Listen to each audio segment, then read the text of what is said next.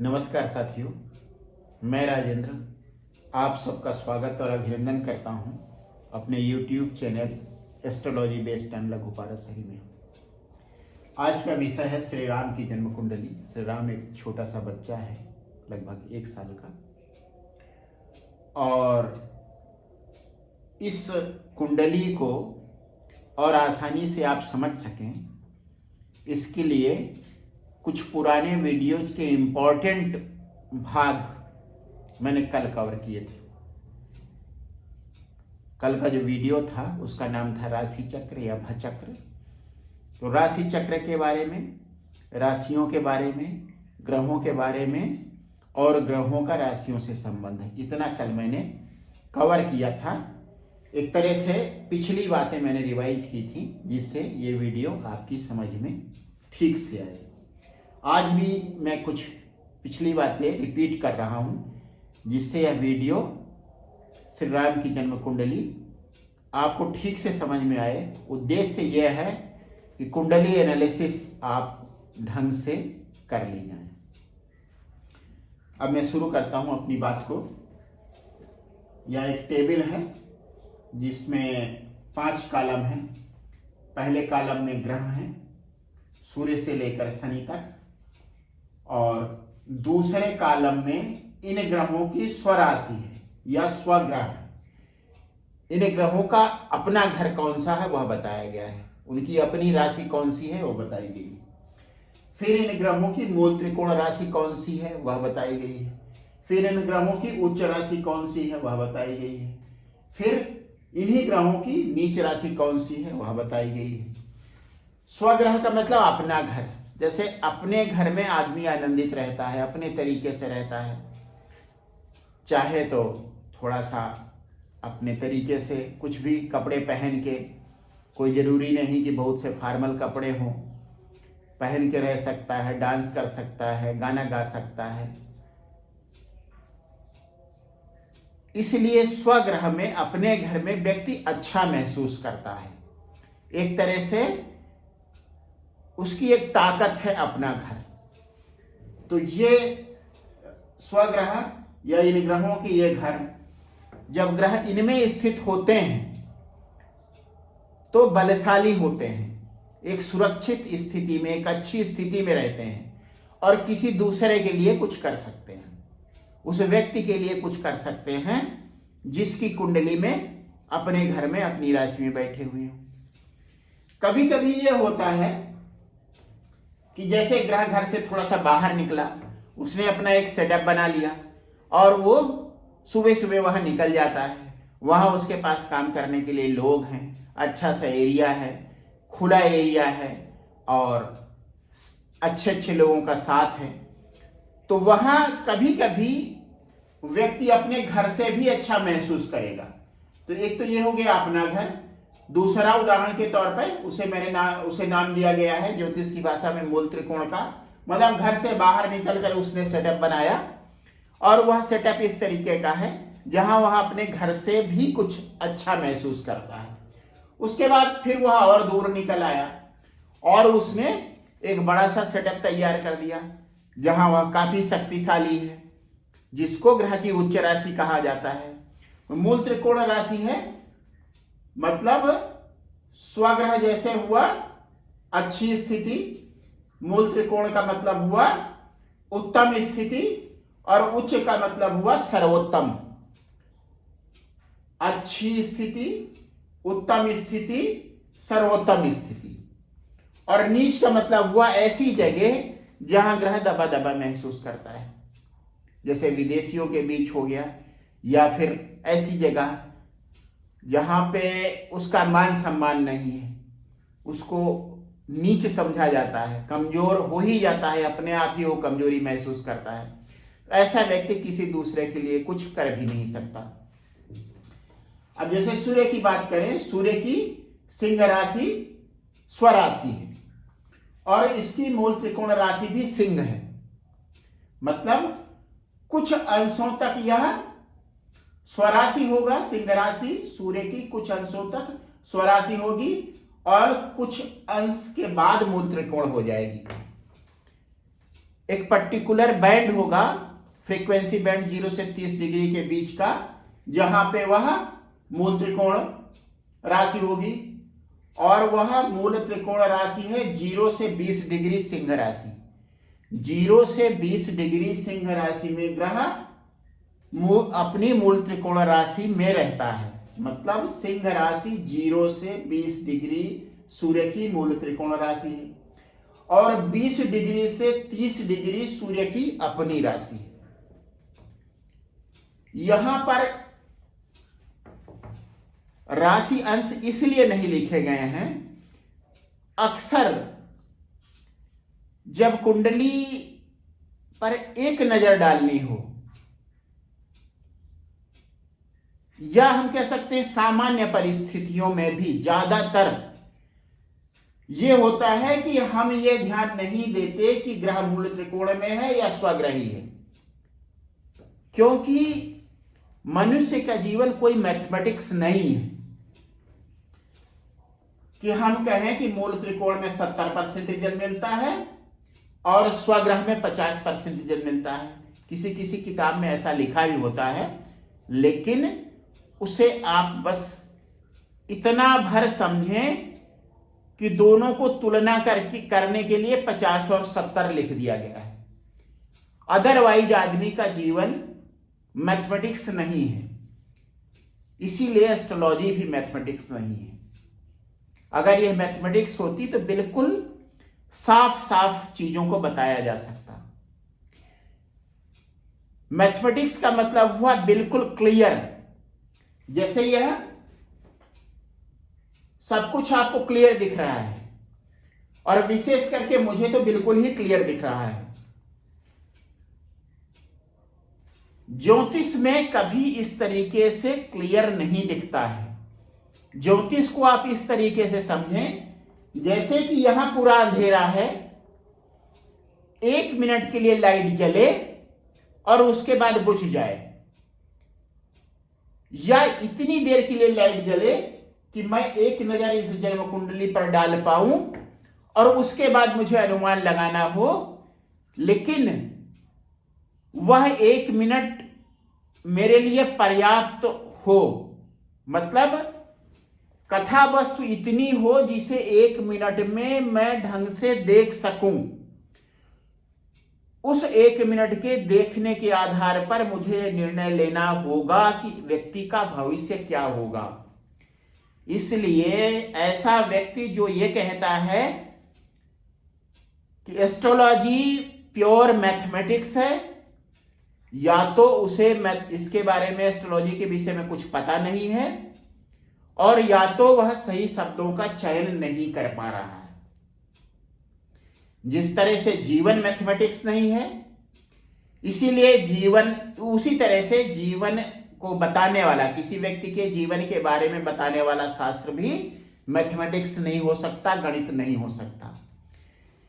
यह बिल्कुल उसी तरीके से है जैसे लाइट इस तरीके से जले कि मैंने कुंडली को ढंग से देख भर लिया और उसके बाद फिर मैं अनुमान लगाऊं कि व्यक्ति का भविष्य कैसा होगा।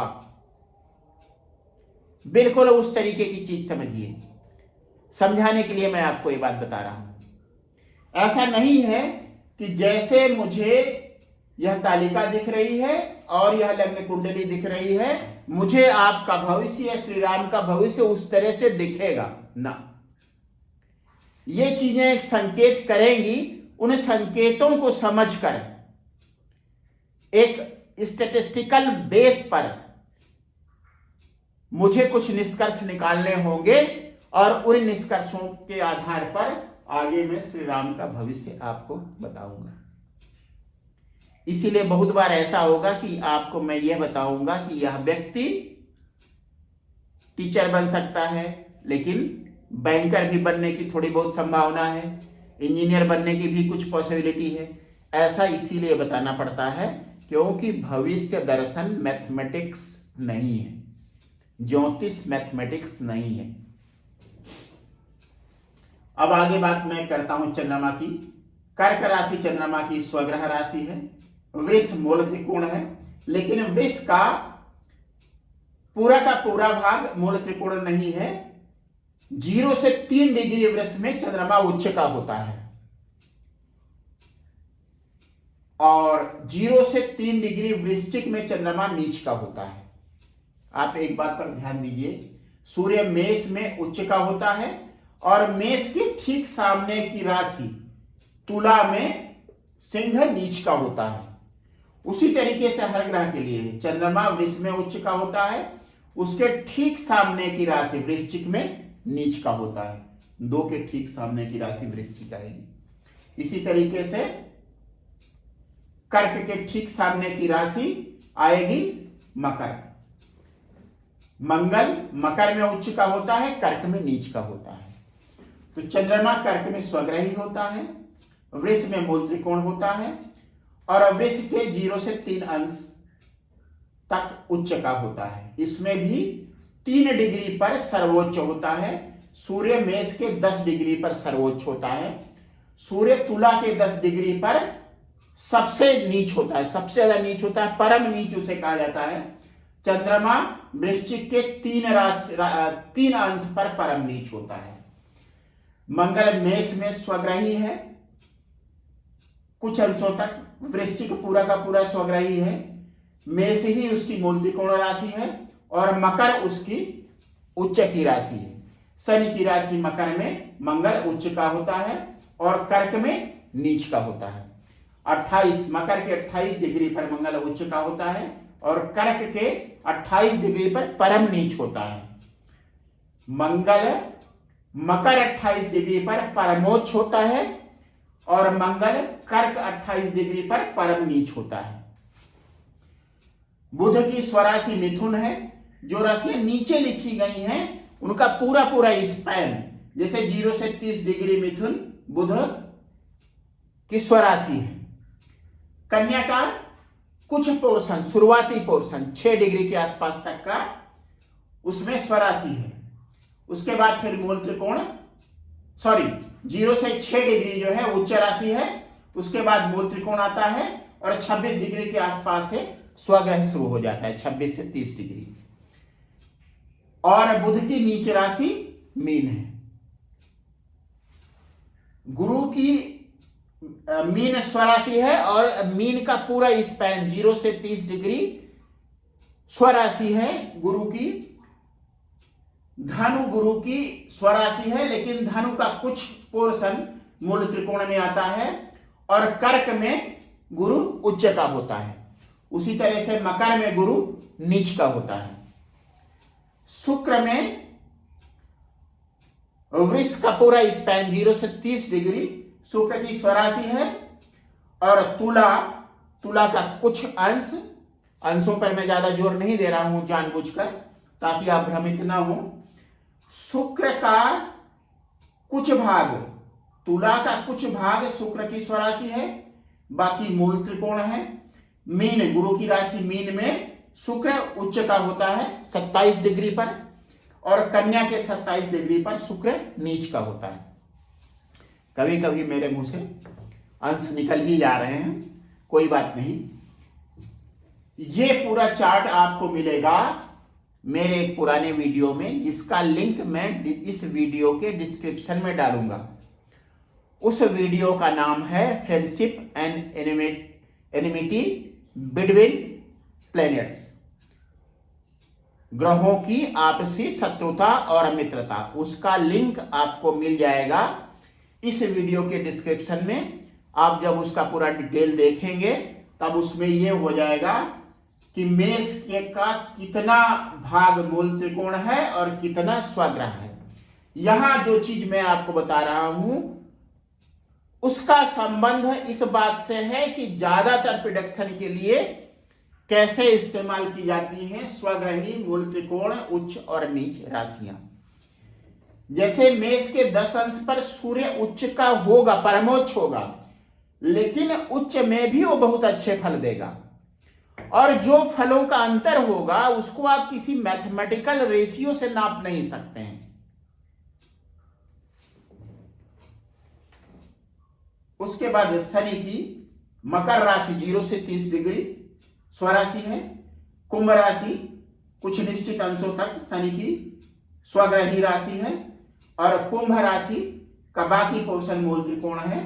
तुला में शनि उच्च का होता है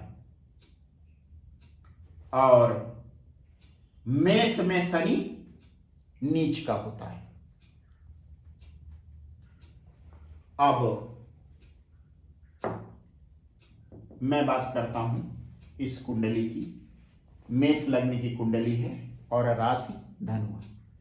मेष लग्न का मतलब हुआ जिस समय श्री राम का जन्म हुआ, लग्न में मतलब पूर्व दिशा में मेष राशि उदित हो रही थी, उदित हुई।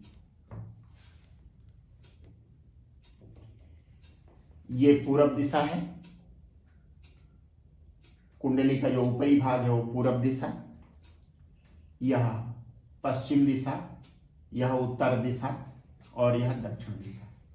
पूरब, पश्चिम, उत्तर और दक्षिण। अब लग्न के लिए मैंने बता दिया किस तरीके से मेष है और राशि इसकी धनु है। राशि होती है, उसे चंद्र राशि भी कहते हैं, संक्षिप्त में राशि कहलाती है, जहां चंद्रमा स्थित होता है। जिस समय बच्चे का जन्म हुआ चंद्रमा धनु राशि में स्थित था, इसलिए बच्चे की राशि हुई धनु और चंद्रमा शुक्र के नक्षत्र में था। इसलिए इस बच्चे की, श्री राम की महादशा शुक्र से शुरू होगी।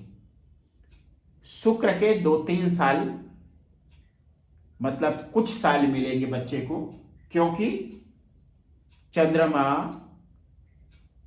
इस नक्षत्र में, शुक्र जिसका स्वामी है उस नक्षत्र में काफी आगे तक बढ़ चुका था।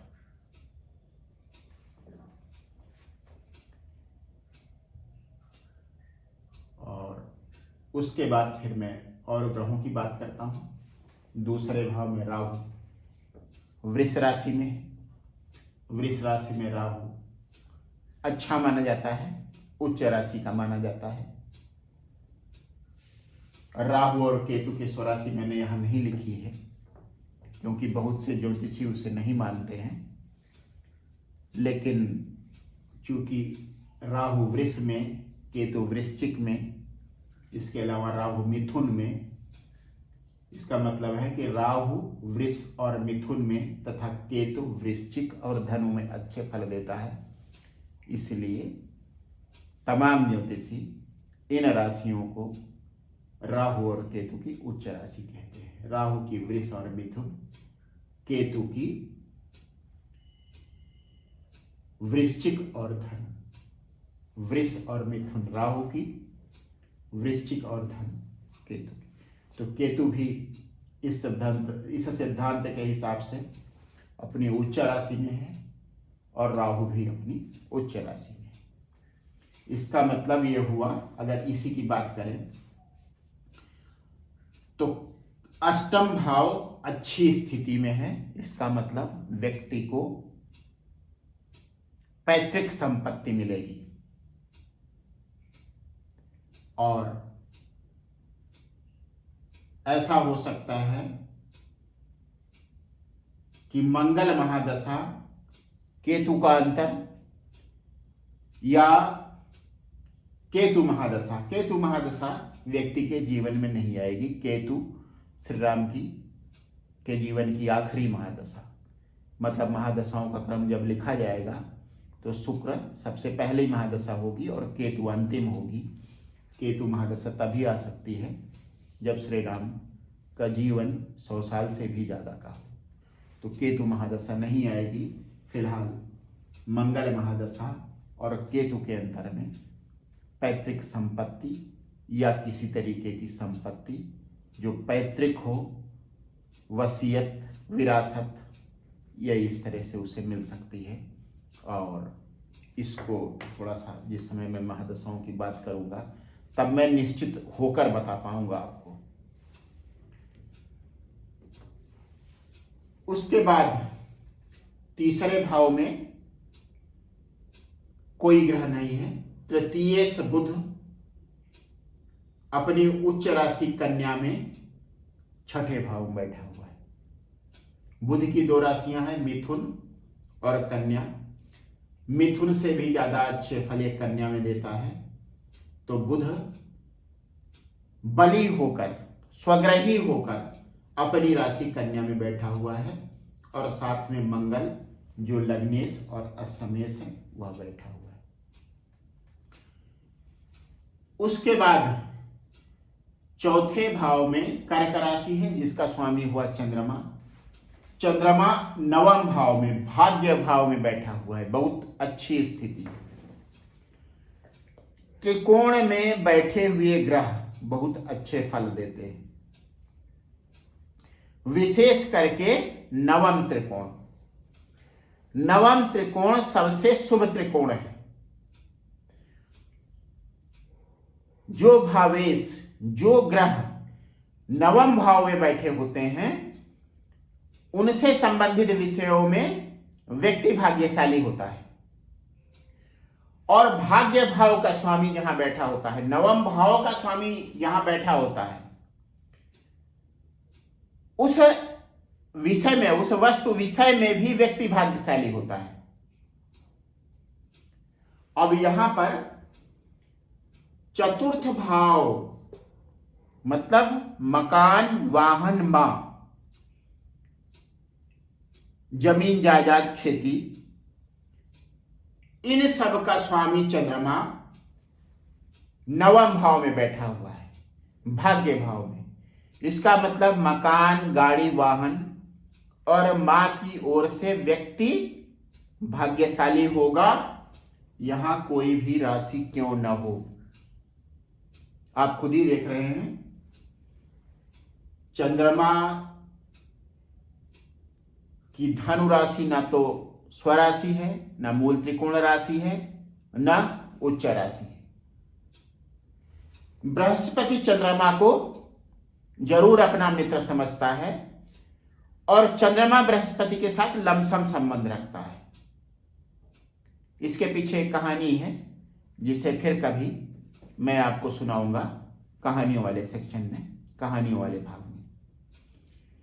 फिर भी चंद्रमा बहुत अच्छे फल देगा, क्योंकि यह भाग्य भाव में बैठा हुआ है। इसलिए इस नियम को आप 100% सत्य ना मान लें। बहुत बार कोई ग्रह कमजोर होने के बाद भी अपनी अच्छी स्थिति के कारण अच्छे फल दे सकता है, और वह अच्छा फल किस विशेष परिस्थिति में मिलता है, उसमें से एक हुई भाग्य भाव में स्थित ग्रह। यह उस ग्रह का भाग्येश के साथ संबंध। यदि किसी ग्रह का भाग्य भाव या भाग्येश के साथ संबंध बन रहा है, उस स्थिति में ग्रह से संबंधित विषय वस्तुओं की प्राप्ति व्यक्ति को निश्चित रूप से होगी। यह नियम इन सब नियमों के ऊपर है। यहां आप देखिए, भाग्येश गुरु मकर राशि में बैठा हुआ है। अब इस चार्ट को देखिए, मकर राशि गुरु की नीच राशि है। मकर राशि गुरु की नीच राशि है। उसके बाद भी गुरु बहुत अच्छे फल देगा। व्यक्ति की नौकरी, व्यक्ति के कर्मों और व्यक्ति के व्यवसाय के संबंध में। क्यों? क्योंकि गुरु भाग्येश है। हां, अगर यहां पर गुरु की उच्च राशि हो और गुरु भाग्येश हो, ऐसा होता नहीं। गुरु की उच्च राशि यहां पर पड़ती है तुला लग्न में, तो चूंकि गुरु भाग्येश नहीं होगा, इसलिए वह अपने फल तो देगा, लेकिन वे फल अच्छे फल नहीं होंगे, क्योंकि गुरु अशुभ होगा। तो यदि ग्रह भाग्येश है और यहां पर बैठा है, चाहे अपनी नीच राशि में ही क्यों ना बैठा हो, अच्छे फल देने में समर्थ है।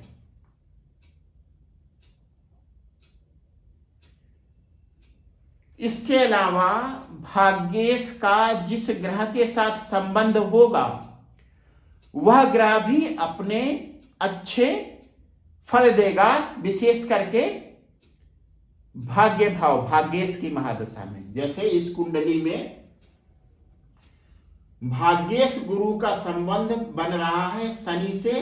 शनि दशमेश है, कर्म भाव का स्वामी है, और साथ ही साथ आय वाले भाव का स्वामी है। गुरु महादशा में व्यक्ति की नौकरी में, व्यवसाय में बहुत अच्छा इजाफा होगा, और साथ ही साथ उसकी धन वृद्धि, आय वृद्धि भी होगी। अब जब बात भाग्येश की कर रहे हैं तो थोड़ा सा और देख ले। गुरु की 5वीं दृष्टि पड़ेगी राहु पर। अगर गुरु की राहु पर 5वीं दृष्टि न होती तो व्यक्ति की वाणी, व्यक्ति के वस्त्र पर, व्यक्ति के भोजन आदि पर पूरा राहु का प्रभाव होता।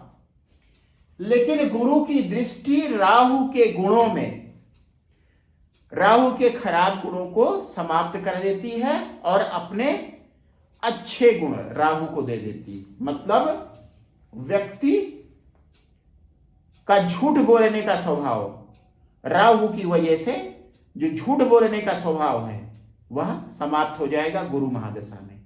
और राहु महादशा में भी वैसा नहीं होगा, लेकिन हाँ ऐसा हो सकता है कि किसी मजबूरी में उसे झूठ बोलना पड़े, ऐसा होगा भी। राहु महादशा में राहु के कुछ गुण देखने को मिलेंगे। मजबूरी में व्यक्ति झूठ बोलेगा, लेकिन गुरु महादशा में उसकी कोई मजबूरी नहीं होगी, वह सत्य ही बोलेगा। इस तरह से गुरु की राहु पर दृष्टि का एक ये विशेष नियम, राहु पर गुरु की दृष्टि राहु के खराब गुणों को, राहु के जो खराब गुण होते हैं जैसे झूठ बोलना, आकस्मिक दुर्घटना, उन सब का नाश करती है। और विशेष करके अगर गुरु शुभ है, यहां गुरु से ज्यादा शुभ और कुछ हो ही नहीं सकता, क्योंकि गुरु भाग्येश है और एक तटस्थ भाव का स्वामी। उसके बाद बात करें सूर्य की। सूर्य अपनी राशि में है और अपने नक्षत्र में भी है। नक्षत्रों का डिटेल इसमें नहीं लिखा गया है, आगे हो सकता है मुझे समय मिले तो मैं नक्षत्रों का भी डिटेल यहां पर लिखूंगा। सूर्य अपनी राशि में है, अपने नक्षत्र में है। इसका मतलब हुआ कि व्यक्ति की लर्निंग एबिलिटी बहुत अच्छी होगी और व्यक्ति मंत्र साधना करेगा। पंचम भाव का संबंध मंत्र साधना से होता है। व्यक्ति को संतान सुख मिलेगा। एक बात और भी, लग्न में जो ग्रह होता है वह जिस तरह से व्यक्ति के व्यक्तित्व को बताता है, उसी तरीके से पंचम भाव में बैठा हुआ सूर्य, विशेष करके अपनी राशि अपने नक्षत्र में बैठा हुआ सूर्य, श्री राम के बच्चों के व्यक्तित्व को बता रहा है। इस बात को आप कहीं नोट कर लीजिए। श्री राम का जो बच्चा होगा, मैं रहूं या ना रहूं, उसका लग्न भाव, क्योंकि ये बच्चे का लग्न भाव होगा, ये श्री राम का लग्न भाव है, और पंचम भाव बच्चे का भाव हुआ, तो पंचम भाव श्री राम के बच्चे का लग्न भाव हुआ। सूर्य किसी न किसी तरीके से लग्न या लग्नेश को प्रभावित करेगा। ऐसा हो सकता है कि बच्चा सिंह लग्न का हो। अगर सिंह लग्न का नहीं होगा तो सूर्य लग्न में स्थित होगा, या सूर्य लग्न पर दृष्टि डाल रहा होगा, या जो भी ग्रह लग्नेश होगा सूर्य उसके साथ होगा। इस बात को आप कहीं लिख सकते हैं, अपनी कुंडली में अपने संतान के बारे में देख सकते हैं।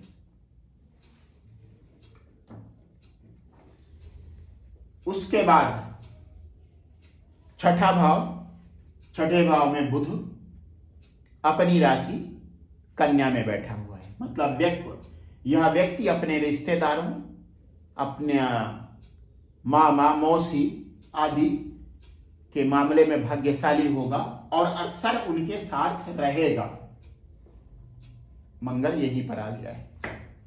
व्यक्ति खुद इनकी तरफ आकर्षित होकर इनके पास पहुंच गया है। लेकिन इसका एक नुकसान है, यह खाना रोग का है, ऋण का है और लड़ाई झगड़े का है।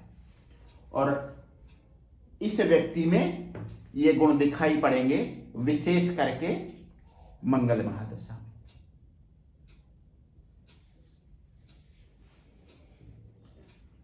उसके बाद सप्तम भाव में शुक्र अपनी राशि में है।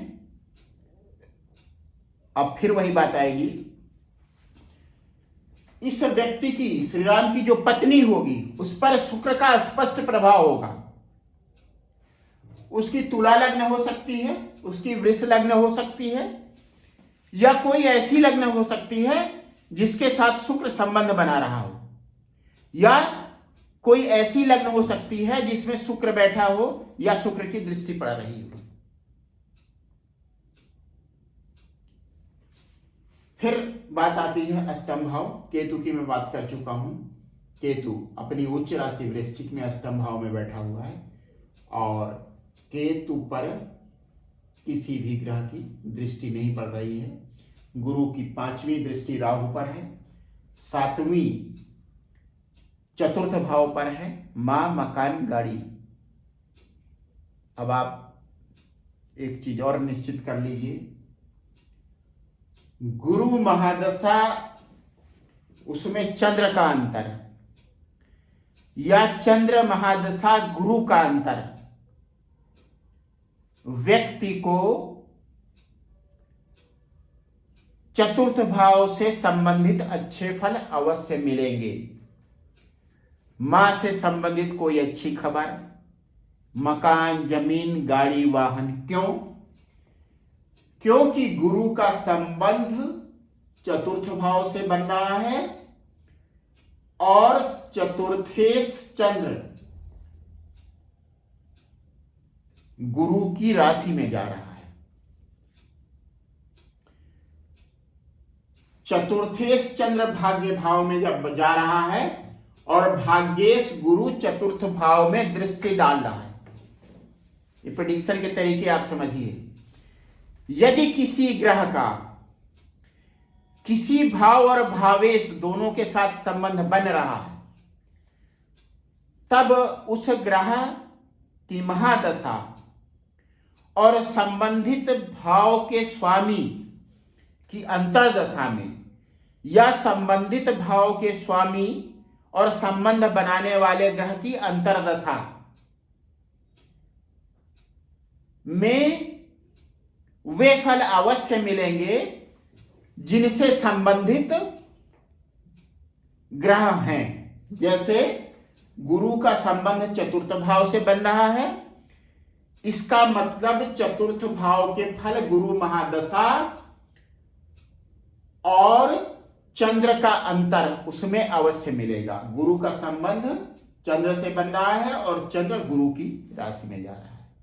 इसी तरीके से एक बात पर और ध्यान दीजिए, गुरु शनि की राशि में बैठा हुआ है और गुरु शनि से संबंध बना रहा है। देखें, आय वाले भाव पर गुरु की दृष्टि नहीं है, मतलब आयेश के साथ तो गुरु का संबंध है,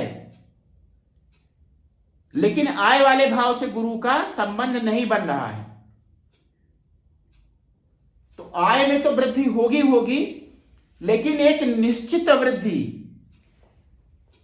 कर्म भाव में एक अच्छी सुखद सूचना व्यक्ति को मिलेगी गुरु महादशा में, और वह होगा गुरु महादशा शनि का अंतर या शनि महादशा गुरु का अंतर।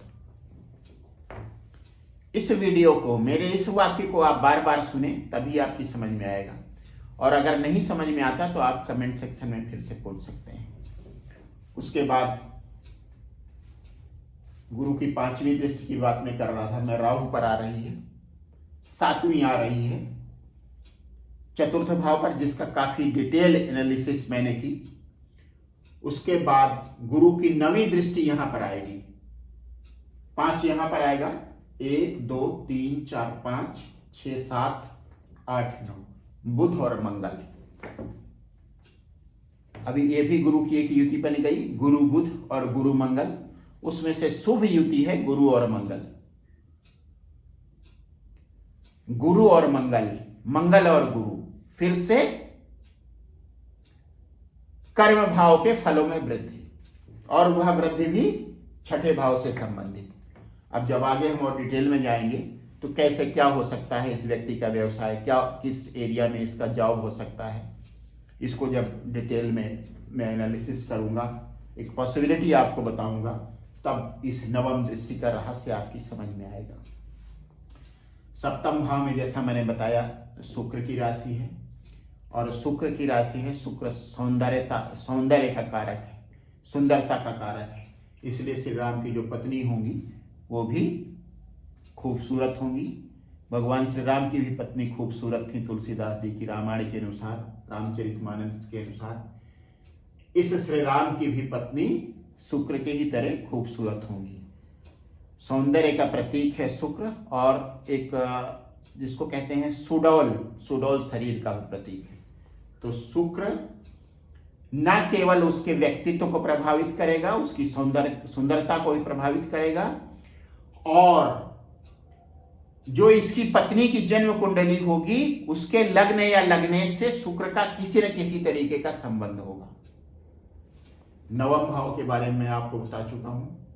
9वें गुरु और शनि की बात हो ही चुकी है। द्वादशेश गुरु है, और चूंकि गुरु भाग्येश है इसलिए द्वादश भाव के भी अच्छे फल देगा। और मैं समझ रहा हूं कि करीब करीब सारी चीजें मैंने श्री राम की जन्म कुंडली, आज का जितना विषय था मैंने कवर कर लिया है। और अब आगे कल मैं बात करूंगा ग्रहों की